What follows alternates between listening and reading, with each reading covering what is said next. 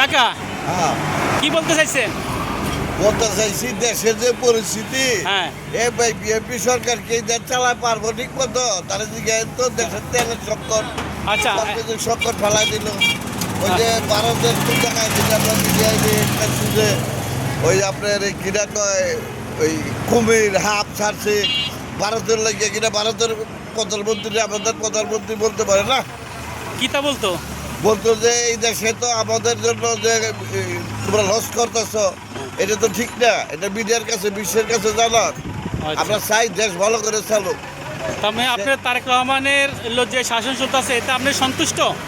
এখন শুনেন যে আমাদের ভালোভাবে দুটো পেট টাইট দুটো ভাত খাওয়াইতে পারবে সেই শান্তি হ্যাঁ এরা যে দলই আসুক এটা কোনো বিরোধিতা নাই বুঝেন নাই নিরাপক্ষদের কথা একটাই নিরাপক্ষ যে বলবে নিরাপক্ষ আমরা দেশ গরিব মানুষ 2টা পয়সা ডাইলটা ভাত খাই যায় বরং এইটাই আমরা শান্তি মানে সবাই দেশের পক্ষে কাজ করুক এটাই আপনি চান?